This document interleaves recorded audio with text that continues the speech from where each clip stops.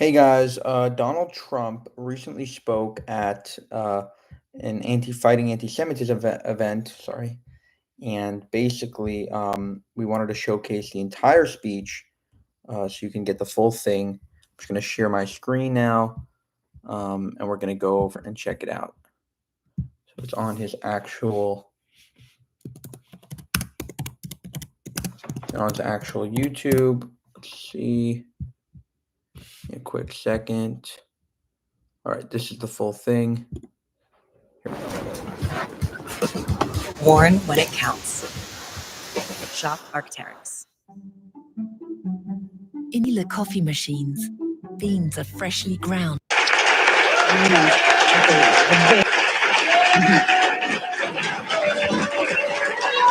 Thank you. Well, thank you very much.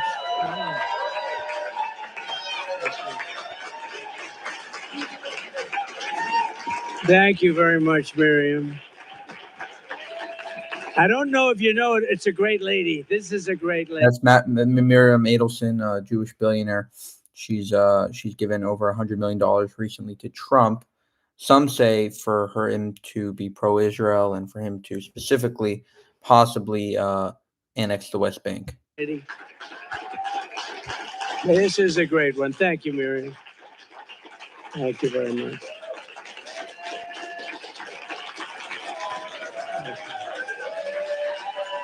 Of you right now. Thank you very much. And I'd also like to thank Rabbis Yehuda Kaplun and Yaakov Kaplun, Senators Rick Scott, doing well. Where's Rick? He's doing well. I saw a poll, and another one who's doing well is Ted Cruz. Ted, stand up, Ted. All right, I'm just going to skip here.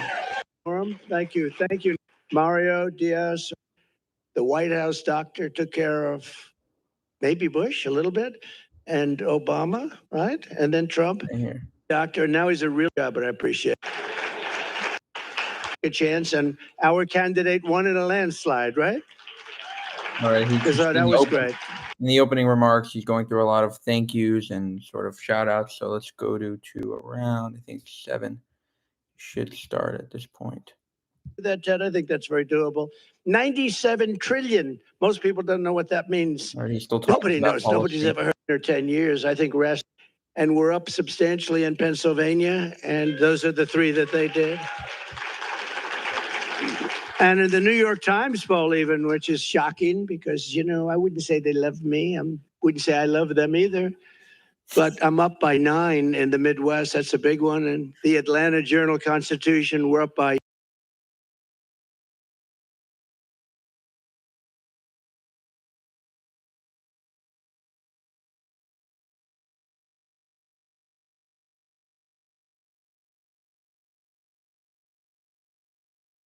five in all of the battleground states, which is great. So I say 47 days from now, we're going to defeat Kamala Harris. You have to defeat Kamala Harris. More than any other people on earth, Israel, I believe, has to defeat her. You know that? And I've never said this before. I'm thinking, Miriam, more than any people on earth, Israel has to defeat her. I really believe that it's a disaster for Israel. And you know why, and you've heard her statements. We're going to take back our country, and we're going to make Israel great again, and we're going to make America great again. We're going to make them both great again, greater than ever before. We've gathered today to talk about the scourge of anti-Semitism tonight. We're 2 weeks away from the 1-year anniversary of the worst attack on the Jewish people since the Holocaust.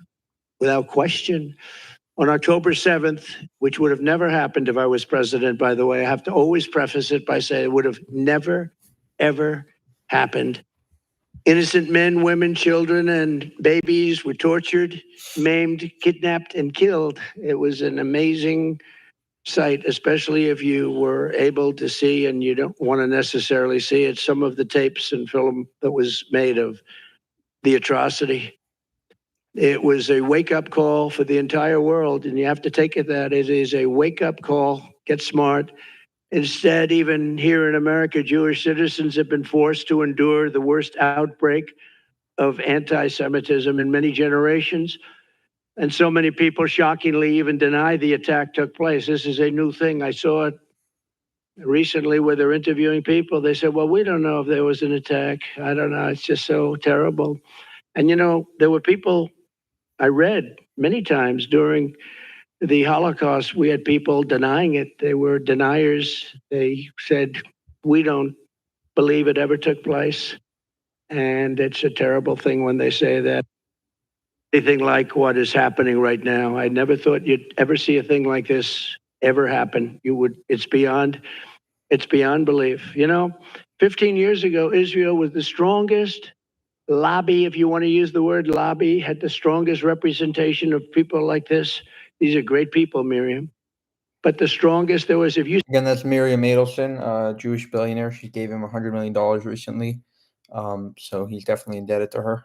said something about a Jewish person or something about Israel that was bad, you were out of politics. Unless your name was Ted Cruz, he could get through. I think Ted could get through, but maybe not. Maybe even Ted. But it's true. You said something about Israel that was bad. It was like, today you have to fight. We all have to fight for Israel. I am so surprised to see it, but we're going to win the fight, so don't worry about it, okay? We'll win the fight. There are those that say it's very much like a long time ago when you could say anything, but all across our land, you've seen Jewish Americans harassed and attacked and terrorized by anti-Semites. And one thing that I haven't seen him do is call out the right-wing anti-Semites, which I think he should do.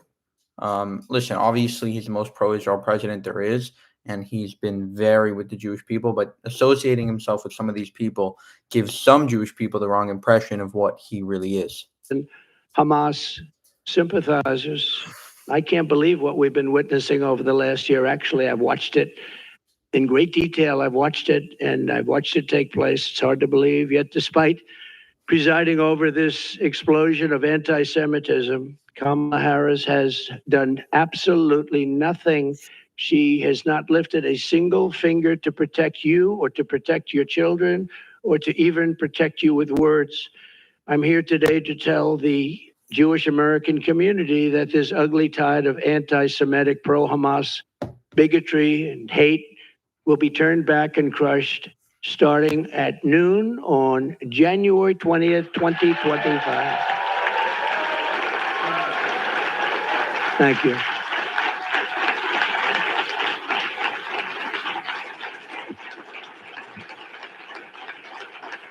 Thank you. It will be a bright new day for the Jewish community in America. No longer will you have to walk the streets in fear. You're walking the streets in fear. Can you believe it? Young college students are afraid to go to college. It's not something that anybody thought they would ever hear or see. No longer will you be threatened on your college campuses. No longer will you be discriminated against in college admissions. And no longer will your own government import jihadists from. No matter who you are, Sorry for the there are times it can be tough to be yourself when you have places that we don't even want to talk about. And I just want to say one thing. He is definitely overpromising in some cases, but what he means is when Kamala Harris says that they have a point, when Joe Biden says that the protesters have a point, it doesn't necessarily, it's not like they're setting up these protests themselves, but they're definitely giving these people a free pass, almost encouraging them, and basically making it okay for people to hate on Jews in this way versus, Trump would be much more pro law enforcement, pro enforcing, strict, heavy toll and something that would happen like a pro Hamas protest on campus. they want Jew haters from overseas, and they let them come in and resettle in your communities right here at home, and nobody's ever seen anything like it. My promise to Jewish Americans is this: with your vote, I will be your defender, your protector, and I will be the best friend Jewish Americans have ever had in the White House.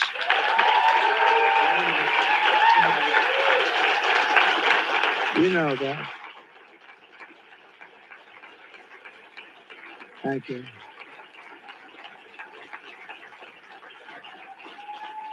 But in all fairness, I already am. I think I already am. I don't have to think. In fact, I already am. I am the best defender you've had as president by far. I think there'd be no question. Miriam mentioned 4 or 5 of the things. Those each individual thing. Oh, her husband would drive me crazy. You have to do this. You have to do that. You don't know what I had to put up with. She was like the calming influence. Her husband is Sheldon Adelson, another, a massive Jewish billionaire who really, really is pro-Israel and pressured Trump to do a lot of pro-Israel and really good things, as well as, Trump was surrounded by pro-Israel people like Mike Pence and throughout the Republican Party in general. But definitely Sheldon Adelson was a special soul who really, really helped the Jewish people and Israel in many instances. I said, Sheldon, I can't do that. It's too much. He said, no. And every time I got something, he'd immediately start with something else, right? He'd get something, always fighting for Israel and the Jewish people. But, I had such great respect for it.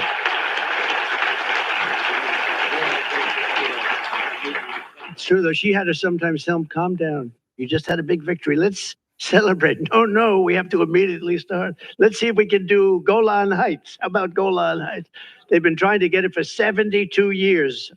I got it done in about 15 minutes, okay? So.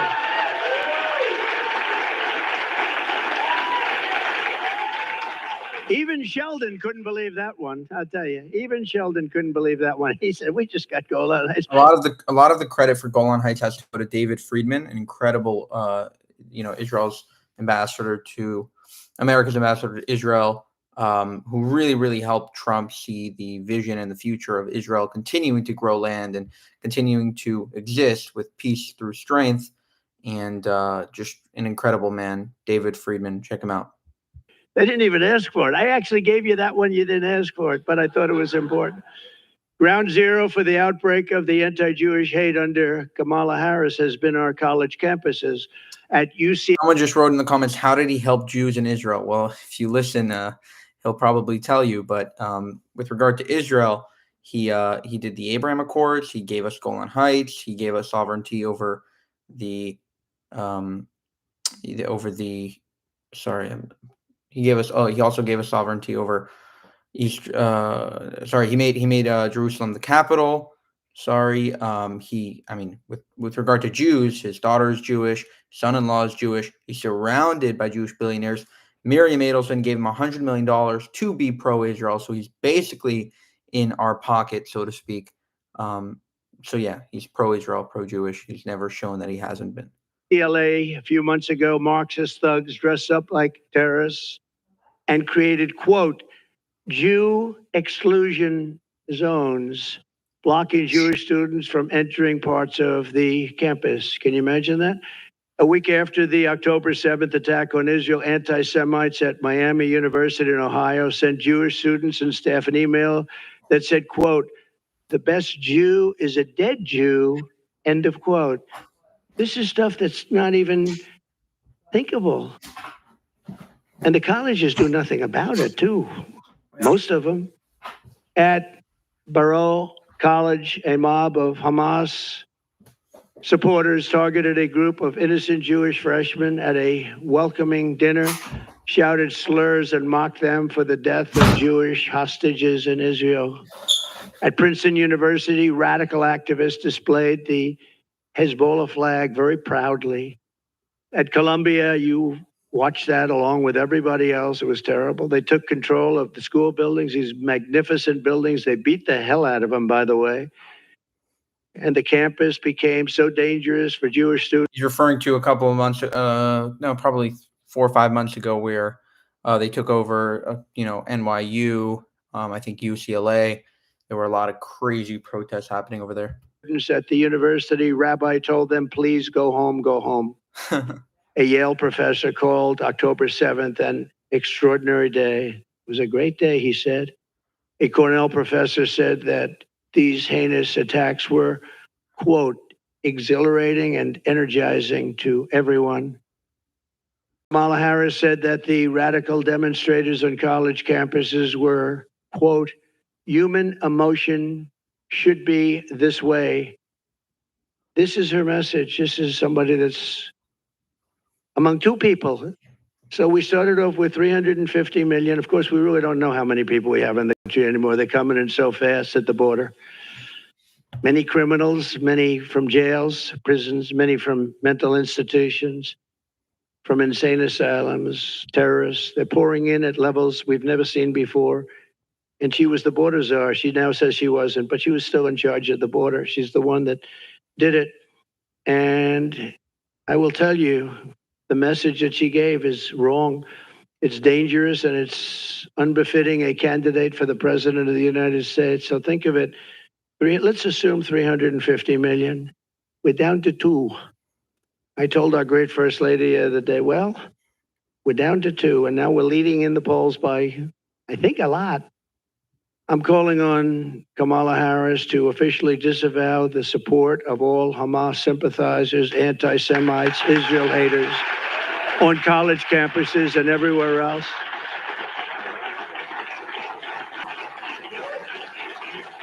If you're just coming in, this is Trump speaking at a very important Washington, D.C.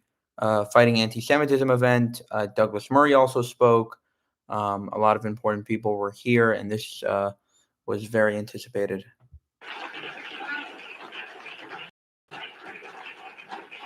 So I'm calling on her to do that, just disavow. But she won't do it. You know that. She's not going to do it. She's going to talk. She's going to talk about nothing, talk about the weather. And sadly, and I have to say this, and it hurts me to say it, you're going to still vote for Democrats, and it doesn't make sense. I say all the time that any Jewish person that votes for her, especially now, her or the Democrat Party, should have their head examined. What he's referring to is, I think, around 70% or 67% in a recent poll of Jews in America are still voting for the Democratic Party, which is insane considering how pro-Israel Trump is and how anti-Israel Biden and Harris are. And, not only, anti-Israel, anti-Semitic in some cases, but definitely he's right that they should have their head examined. And however, there is a tide turning in New York specifically where more Jews are voting for Trump. It's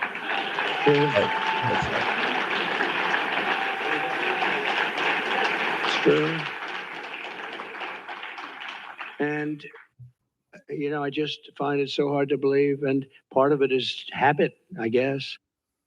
And respectfully, with all that I've done, I'll maybe go over it quickly, but Miriam did it better than I could, all the different things with Golan, with all of the things that we did.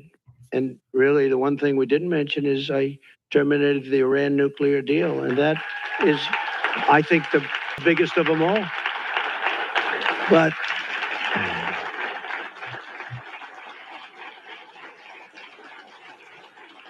Yeah, I forgot to mention that's where he tore up the agreement between the United States and Iran, basically where the U.S. was taking off sanctions and giving Iran a lot of leeway to sell oil and other stuff to enrich its proxies. And Trump ripped that up and tore it and basically put massive sanctions on Iran, basically bankrupting them.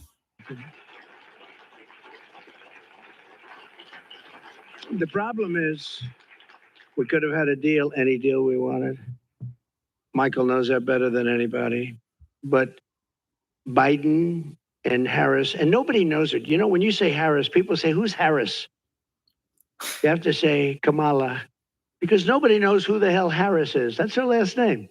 But nobody knows it. Isn't it weird? How's Harris doing? Who the hell is Harris? How's Kamala doing? Oh, isn't it weird? I never saw anything like it. So we'll just call it Kamala. But you really... That right there is why people like him. I mean, he's an incredible stand-up comedian. Among other incredible things that he's done policy-wise, but he is so funny. When you think about it, it's amazing that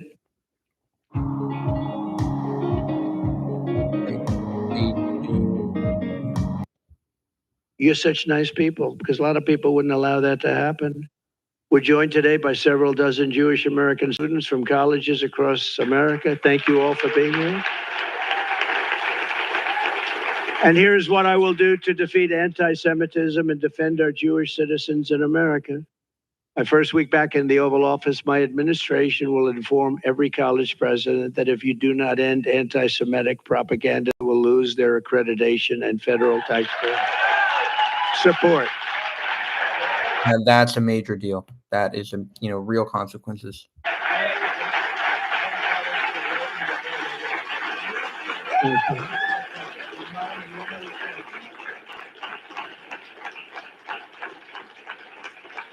Truth is, you don't have to do much after that. When you do that, it's going to work miracles. Please sit down.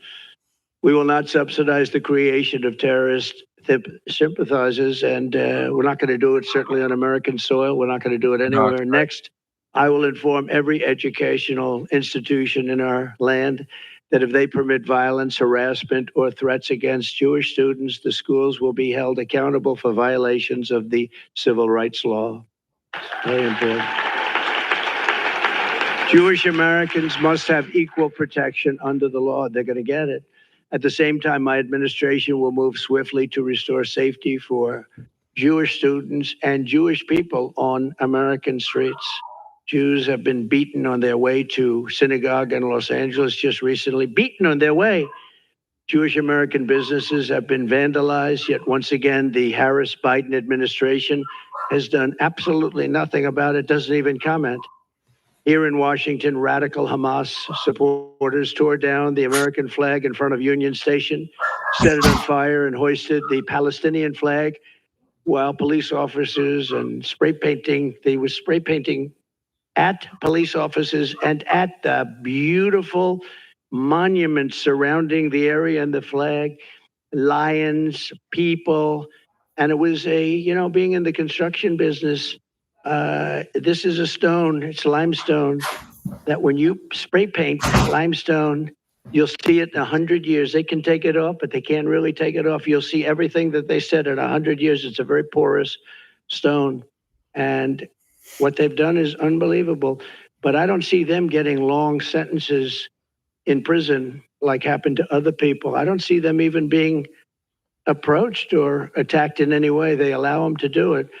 But watch those limestones. I looked at them the other day, and that stone just sucks up that paint. It goes deep. You're going to see it in 100 years from now.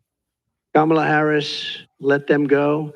She said, let them go. I will end this political violence and harassment once and for all. You know, when I was president, we had a moment where Washington was, in a sense, being attacked. They were trying to pull down statues, and I pulled out about an 1897 statute, very important, and it said that anybody touching, ripping down, or even trying to rip down a monument or a statue in the Capitol or anywhere else in the land up to the president will get 10 years in jail, no probation, no nothing. It's 10 years. It's not 10 years, but you serve 3 days. It's 10 years and you serve all 10 years. You couldn't get a thing like that passed today, I don't think. What do you think, Ted? Not too easily. If you got 2 days, it would be a miracle. No, it's 10 years. It was so old. I lifted up it was old and dusty, but it read beautifully. All right. All right. So now he's talking about Law and Order. Let's probably skip to around here. YouTube Premium is ad-free YouTube and YouTube Music Premium. Recognize the capital of Israel. Obama had done it. That would have been any prize, you named the prize, but they would have had every single prize ever devised by man. I did it. Nobody said a thing. And that's okay. I do the right thing. And I was helped a lot by Jared and a lot of other people that really understood what was going on. He's talking about his son-in-law, Jared Kushner, who was an incredible Jew, who's really pro-Israel and really helped Trump shape his views on the Middle East. Going on, but I recognized the capital of Israel and opened the embassy in Jerusalem and got it built. Not just had it there, the generals came in one of my days in office, they said, "Sir, could you sign this? What is it?" It said, "Order for $2 billion to be spent on a embassy that would have cost much more." I said, "Where's the land?" "We don't have it yet, sir, but we have a couple of terrible sites under negotiation." I'm good at real estate. These were bad locations in Jerusalem. I said, "Do we have anything? Let us look, sir." And they do. They had a site that was better than anything we had, a much better location, and we have it for nothing. So far, I'm doing a good job. Then I said, "Is there a building on it?" "Yes, there is, but it's not in use." I said, "Is it structurally sound?" "Oh, yes, very strong, very structurally sound." "Is it setback?" Because you want setbacks for embassies for things called bombs. "Yes, it's setback and it's on high. It's one of the best locations." I said, "So we have it." So I dealt with David Friedman. I said, "David, how much would it cost to renovate the building? Give me a good price." And he came back, said $400,000. I said, "David, that's too low." This is the only time I've ever said this. Usually I say, "It's too high, cut them in half." This time I said, "That's crazy. From $2 billion, think of it, to $400,000. And I said, "That's too low. We got to spend more." And we ended up spending a little bit more than that, very little. And a friend of mine has, a couple of you have heard this, Jerusalem stone in his office building. And every time I walk by the elevator bank, he says, "Look at this stone. It's Jerusalem stone, so expensive." And I said to him, very successful guy, very rich guy, and he was complaining about the price. "It's Jerusalem." But every time, after 20 times, I said, "Don't tell me it's Jerusalem stone again." Right on the elevator bank, beautiful stone, Jerusalem stone. So I'm there and I say, "Listen, by any chance," talking to one of the contractors, I said, "Do you think you could use Jerusalem stone? Is it expensive?" "No, it's cheap as hell. We're in Jerusalem." And we built the whole building out of Jerusalem stone. And we did it very inexpensively, got it opened in about 4 or 5 months. You would still be talking about your $2 billion building, Ted. That building would be under talk for about 5 more years, and then they'd spend $5 billion and it would look like hell. This building is better. You'll never do better. Someday they'll rip it down and do some monster. But I was very proud we got it built. And most importantly of all, in my opinion, because I asked, what's the best? Golan Heights, is it? Is it Jerusalem, the capital, moving the embassy and all of that? What is the best? What's the best? Is it the Abraham Accords? And some friends of mine that are very smart, no, not even close. The best thing you ever did for Israel is you terminated the Iran nuclear deal, which was the worst deal ever made for Israel or for any country. That was the best. That's true. That was more important. Remember, that was more important than any of the other things, of the many other things that we did. The problem is that Harris, Kamala, and Biden did absolutely nothing with it. You could have made after the election, which we had a very bad thing. They purposely didn't prolong the Abraham Accords because they didn't want to give Trump that victory on his record. Happened with that election. Nothing. Think of it. If that election were proper, you wouldn't have had Russia attacking Ukraine. You wouldn't have had October 7th, would have never happened because, as you know, Iran had no money at that time. None, zero, nothing. They had no money to fund. There were stories about it, that there was no money for terror. You wouldn't have had inflation. You wouldn't have had that horrible leaving of Afghanistan in such a way, not the leaving because we were ready to leave. We would have left before them, but we were leaving with strength and dignity. That was the worst. I think it was the lowest day, the most embarrassing day in the history of our country. Because of that, probably that's why Putin went in. He would have never gone in with me, though. But all of these things, and on top of everything else, I gave them more than $20 billion, Israel. And I said, when I did it, I said, I'm the best friend they ever had. And still, in 2020, so remember, I got 25%. Now I did all of these things, and I got 29%. Think of it. So I wasn't treated right. He's talking about the Jewish vote in America. You got 25% in 2016. You got 29% in 2020. Hopefully it'll go up, but it's still looking like he only has 34% at this point, which is insane considering what he's done for Israel and the Jewish people. But it's not me that's been treating badly. It's Israel, because you can make a big difference in the vote. You're going to be a big factor in the vote. I will say places like Miami and different places were great.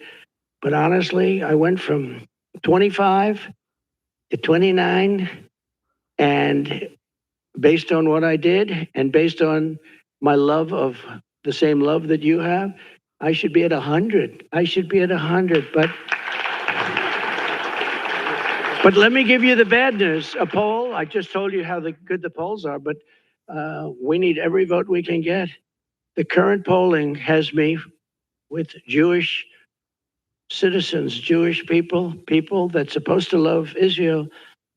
After having done all of that, having been the best president, the greatest president by far, a poll just came out. I'm at 40%. That means you got 60% voting for somebody that hates Israel. And I say it's going to happen. It's only because of the Democrat hold or curse on you. You can't let this happen. 40% is not acceptable because we have an election to win. So after all of this, I went from 29 to 40%. And people that are smart said to me, friend of He's 100% right to be angry. He's 100% right to be angry. People should be pissed. You know, as a Jewish American voting for Trump, it's very, very agonizing knowing the fact that most Jews are voting against Israel, against the Jewish people, against our future, basically. mine, Jewish friend of mine, loves Israel, loves everything about your religion and about your country, your place. He said, I can't believe it's happening. It's sad. And he started to cry, actually. He started to cry with all of this. And he's a tough cookie. I don't think he cried since he was a little tiny baby. Maybe then I don't think he cried. I don't think he cried then, Miriam. But I will put it to you very simply and gently. I really haven't been treated right, but you haven't been treated right because you're putting yourself in great danger. And the United States hasn't been treated right. So if I don't win this election, and I've been very good, you know, they say Trump's been right about everything. I've been right about a lot of things. Even Ted will admit that. I've been right about a lot of things that a lot of people said, no, that won't happen. But a lot of bad things happened and some good things I've been right about too.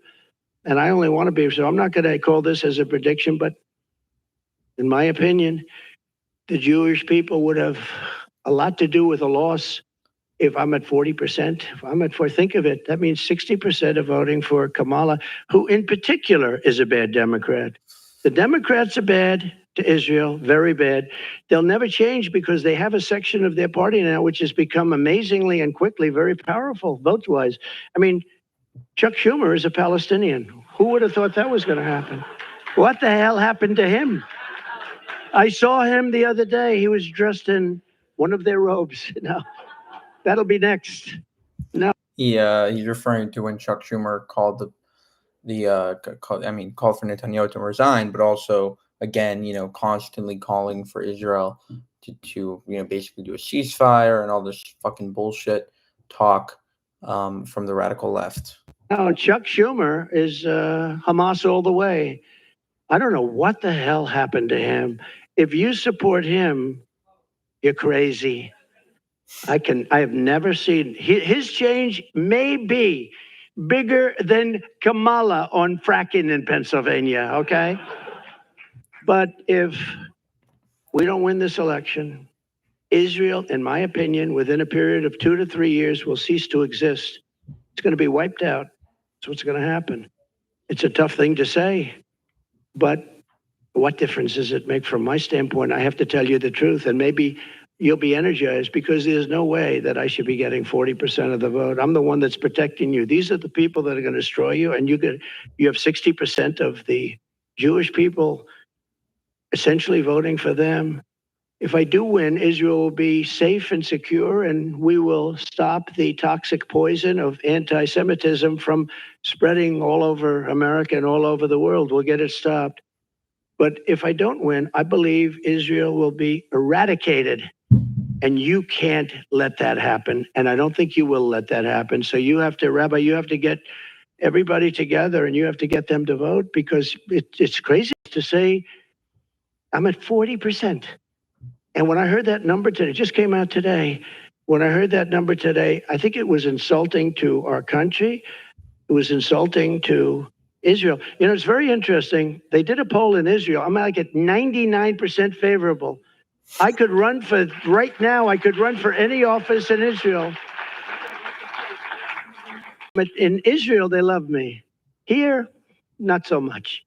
But they do love me in Israel. Miriam, I'm at 90. He's not wrong about that. I mean, it's not 99%, but it is very, very drastically in favor of Trump. In Israel, you know, Israelis really like Trump. 99%. Everybody loves me. I could run for prime minister. Would you like me as your prime minister? But I have to learn your language. That's a tough language to learn. I have to learn it in about 3 months. I have to learn it very quickly. But no, I'm most popular person in Israel. But here it doesn't translate. It's a strange thing.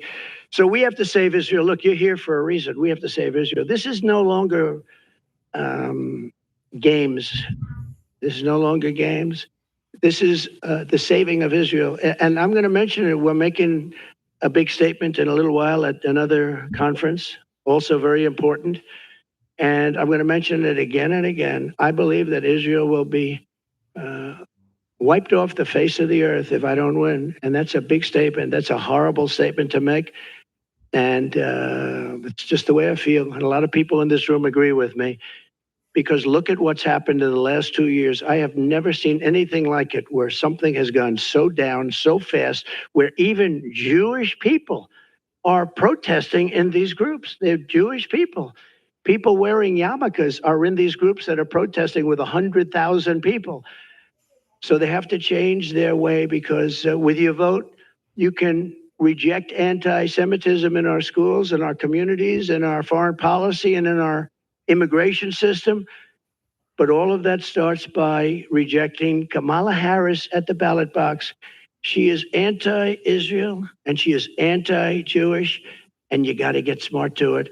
And with that, I have great love and great respect for so many of the people in the room. I have so many friends in this room. I fought so hard for you, but it's time that you fight the real fight. And the real fight is to save Israel. Thank you very much. Thank you very much. Wow, just an incredible speech by Trump. I think he accomplished everything he needed to in that speech. We'll see if the vote changes. It still looks like the Jewish vote is going to Harris and the Democrats for another year. Although it's slowly shifting, it's still very, very depressing and negative, the fact that they're still going to get around 60% of the Jewish vote, maybe more. For more, subscribe to Jewish Uncensored. If you want to help us make more of these videos, go to buymeacoffee.com/JewishUncensored.